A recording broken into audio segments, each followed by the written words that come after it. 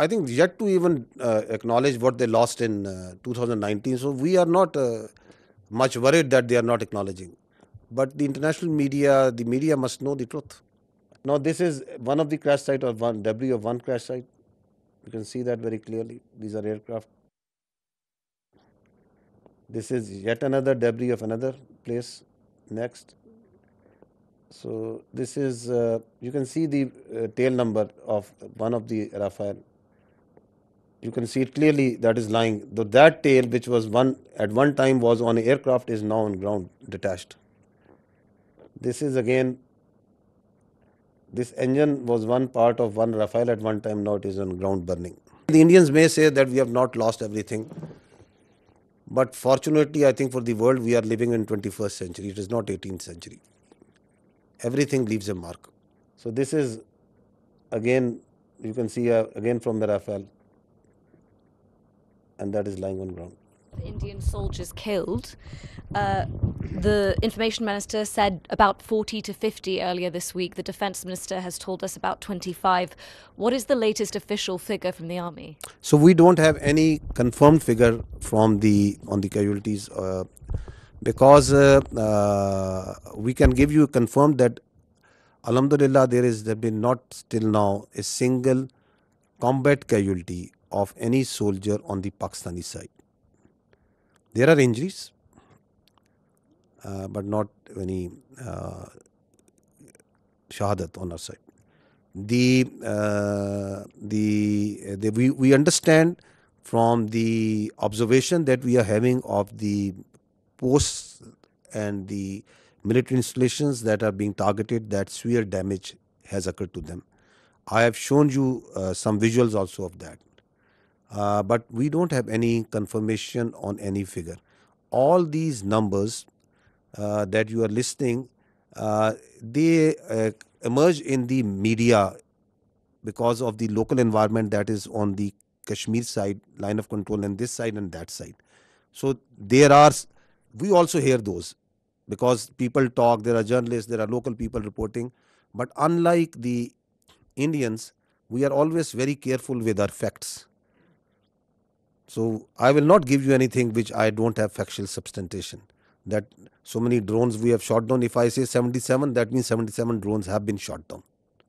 If we say 5 aircraft have been shot down, that means 5 aircraft have been shot down. We substantiate everything with facts. So we also hear this chatter of numbers.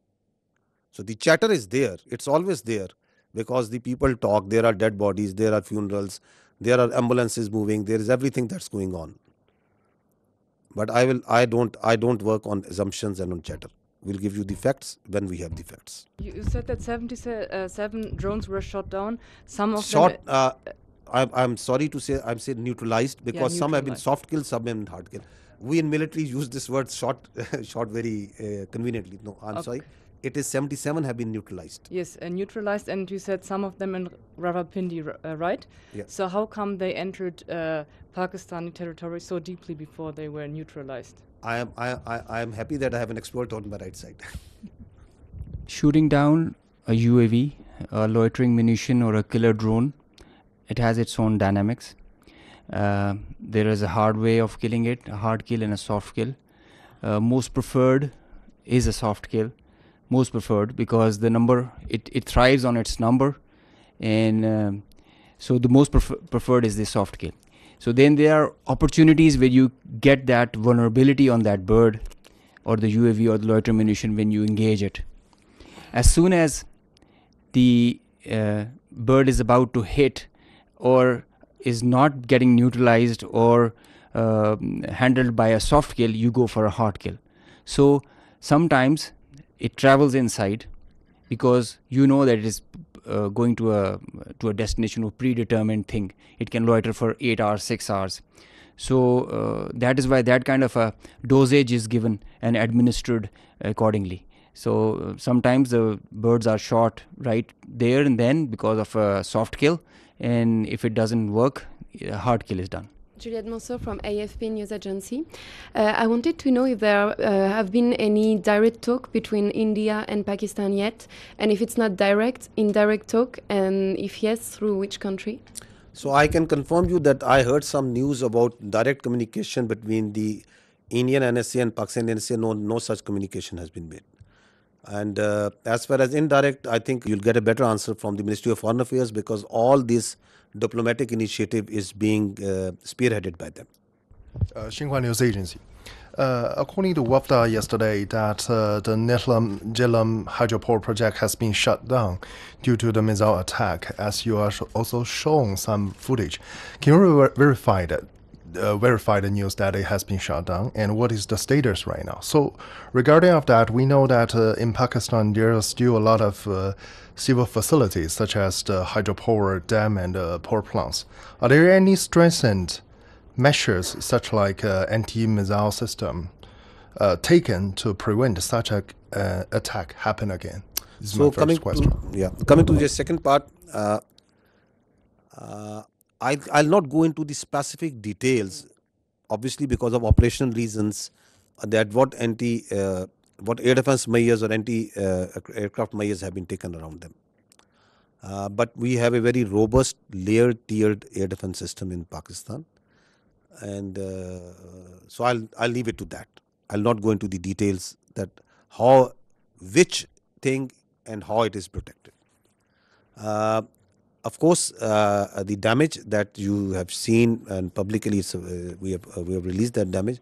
The concerned authorities have to take the corrective measures, and for which whatever, if they have to shut it down, it is their prerogative, and say the Water and Power Development Authority and their concerned partners will take those. We know that in the transcript yesterday released from the Foreign Ministry about Deputy Prime Minister and Foreign Minister's briefing to Islamabad-based ambassador, they said that it was mentioned that South Asia is home of 1/5 of the world population, and it could ill afford irresponsible actions like the others carried out by India last night.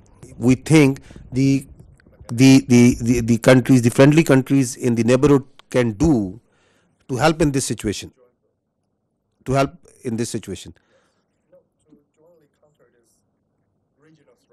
jointly counter this regional threat. I think the first thing is to put some sense into these people who have this hubristic mindset. The first and foremost thing is to tell them that don't externalize your internal problems and don't internalize your external problems. Have some sense and don't try to act like a regional hegemon. You are not. And respect the sovereignty and territorial integrity of the other states. Live like a responsible state. Stop spreading lies. Stop putting fake news out. And live like neighbors need to live. So I think the first thing is to put some sense. And if that sense can't be put, then sense have to be put in some other way. Because this cannot go on. This cannot be allowed. That you think that you have a false sense of self-entitlement, God knows from where it comes. So this has to be told in the language that they can understand. Hopefully that language is the easier one and it doesn't get that harsh. Yesterday, Indian defense operation is not over after the drone attacks. What is your intelligence? I mean, are you expecting such kind of attacks as like a 6 and 7 May in near future? And what is the Indian army positions about the line of controls? Are they putting the more defense or more forces over there to, let's say, to prepare a war or something? What is your intelligence about this? We are prepared for any eventuality, whatever they may do. It's their choice. I told you before, whatever they may do, we are prepared for any eventuality. They want to continue it, fine. But what they have started, I'll tell you, we'll finish it. Sikandar Karmani from Channel 4 News in the UK. You talked extensively about the Pahalgam attack. I know Pakistan has called for an independent inquiry. Whilst that has not started, I wonder if the intelligence services in Pakistan have, of their own accord, begun any kind of investigation into whether indeed there were any links between, for example, Lashkar-e-Taiba and the incident in Pahalgam. Secondly, on the bigger picture, it seems from what you've been saying that Pakistan is planning a sizable response to India's actions rather than heading towards de-escalation. Can I confirm that assessment is fair? So first thing is that Pakistan has got nothing to do with Pahalgam incident. The state of Pakistan has got nothing to do with the Pahalgam incident. Has any investigation been carried out to ascertain that? So once I say, I think I say based on facts and evidence. With such a surety, I am telling you that the state of Pakistan, naturally, I'll not say on the top of my head. It's because I know for a fact, based on the evidence, based on what we understand, based on what we have seen, that Pakistan has got nothing to do with Pahalgam incident. And that's why we say that if you think you have, then bring it forward and put it to some independent neutral commission. Because what we see, the way we have seen everything, we have got nothing to do with it. How have we come to that conclusion? Have we talked with this A, B, C, D, E, F? That's not something that needs to be shared right now. If we have that evidence, we will share it to that independent neutral commission, that how we have come to this conclusion. I know for a fact that Pakistan as a state abhors terrorism. We don't support any terrorist entity. We condemn terrorists and terrorism in all forms and manifestation in all over the world, everywhere. We are a victim of terrorism. We know that terrorists have no religion. They have no state. They are those inhuman people who think that they can impose their own view, their extremist perverted ideology on others by force. So we have no mercy, no connection, anything in common, the state of Pakistan, with terrorism. We are, in fact, as I said earlier, the last bulwark state. As a state, we are standing against terrorism. Just feel for yourself a country in which in a year thousands of people die at the hands of terrorism. Hundreds of billions of dollars are inflicted. We stay away as much as we can away from these extremist elements. We despise them. Those who think that they can impose their perverted ideology through bullet. Absolutely not. The state of Pakistan has got nothing to do with Pahalgam incident. Absolutely nothing. So what was the other question? The second part of the question was just saying that it seems from your tone and your words that Pakistan is planning a sizable response to India's aggression rather than heading towards de-escalation. Is that assessment correct? Who is escalating over here, my friend? Who has been escalating? Who is doing provocation after provocation and provocation? Who is it? They want to set a new norm that it's their convenience. Whenever they will feel, they will go cross border, they will go cross international. They are going to hit anywhere where they like. They are going to send drones inside Pakistan and they are going to harass the innocent citizens and the people of Pakistan. They can do terrorism here. You heard just now that I am here for years and we will be here for years and we are having this network from Lahore to Balochistan. What do you think of Pakistan? That we will allow all this to happen? Once we say we have all the rights to do whatever to protect the honor, integrity and sovereignty of people of Pakistan.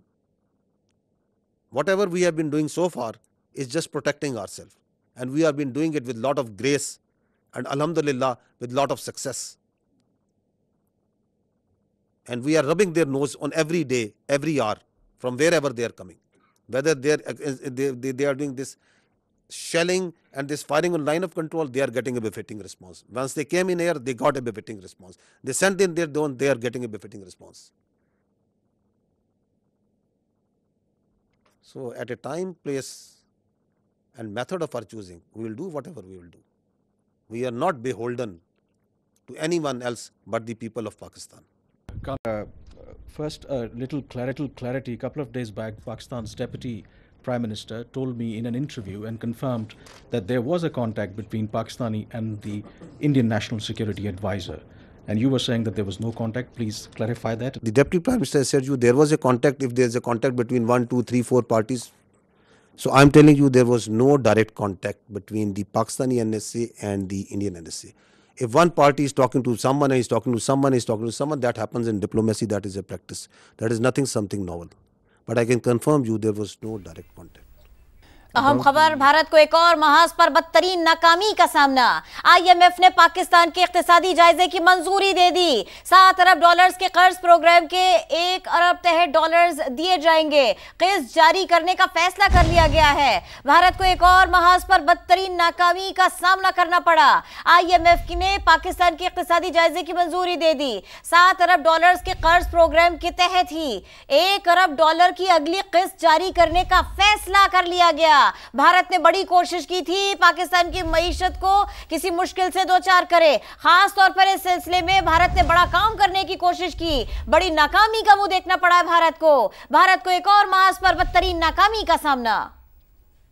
सबूत सामने रख दिए। DG ISPR ने अहम तरीन बयानात भी दे दिए, बहुत सारे मामलात भी बता दिए। खुद भारत में ही कोई मानने को तैयार नहीं है। पहलगाम से लेके अब तक जो कुछ भारत करता आया, बयानात भी सारे उन्हीं की तरफ जाते हुए हैं। उन्होंने याद भी दिलाया कि कुलभूषण हो या फिर दहशतगर्दों की बातें, भटके हुए लोगों का पाकिस्तान की तरफ वापस आना, असलम अच्छू कौन था, BLA क्या करती रही, भारत का क्या हाथ रहा मामलात के अंदर, ये सब कुछ आज उन्होंने बताया।